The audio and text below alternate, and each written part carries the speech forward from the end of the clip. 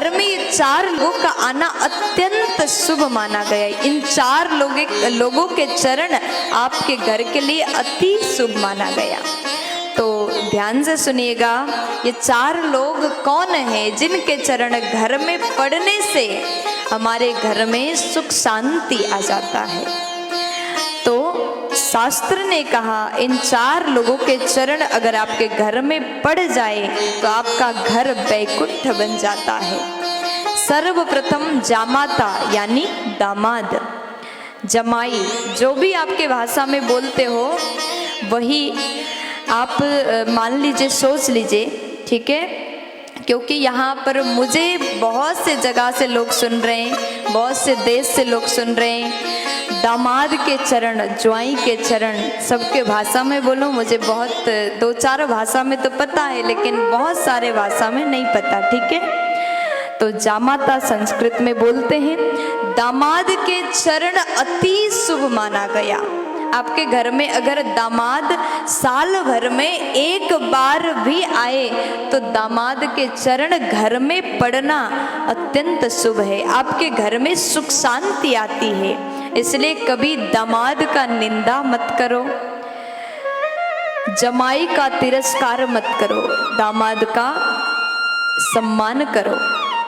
लेकिन दामाद के बारे में उतना बोलने की जरूरत मुझे नहीं है, क्योंकि दामाद जी अगर घर में आते हैं तो उनके लिए अलग ही स्वागत किया जाता है, 56 भोग खिलाया जाता है, खूब सेवा किया जाता है। और पहले दामाद जी और दूसरे नंबर में ननंद।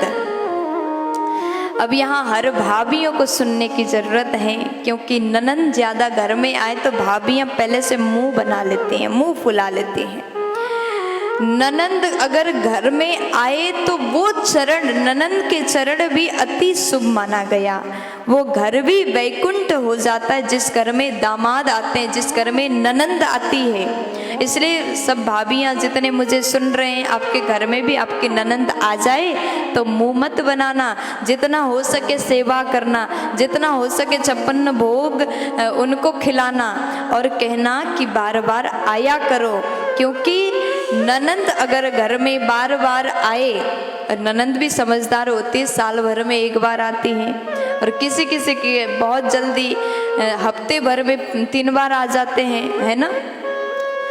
तो ननंद का सेवा करो, इनका चरण भी अति शुभ माना गया। तीसरे नंबर में कहा भांजा, ननंद के बेटा, भांजा के चरण भी अत्यंत शुभ है।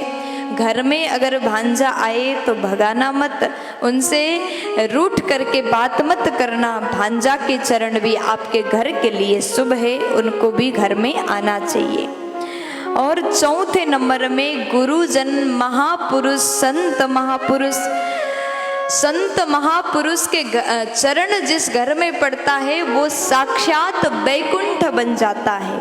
और संतों के चरण जिस घर में हो जाए वो घर के भाग्य खुल जाता है, उस घर के लोग धन्य हो जाते हैं जिस घर में संत का चरण आ जाता है, चरण पड़ता है।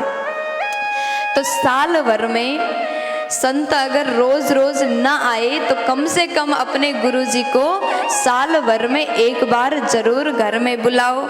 365 दिन में अगर 1 दिन भी आपके गुरुदेव कोई संत महापुरुष आपके घर में प्रवेश अगर 1 दिन भी करते हैं तो 365 दिन तक वो घर में मकर संक्रांति आ जाता है।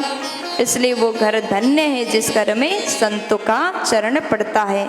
ऐसा वर्णन मैं अपने मन से नहीं, ब्रह्म पुराण में किया गया है। तो आप सभी को ये बात का ध्यान देना चाहिए। दामाद, ननंद, भांजा और गुरुजन, ये 4 लोगों के चरण हमेशा पूजनीय है। ऐसा चरण आपके घर में पड़े तो घर वैकुंठ बनता है, उस घर में सुख शांति की कमी नहीं होगी। प्यार से बोल दीजिए ना, राधे।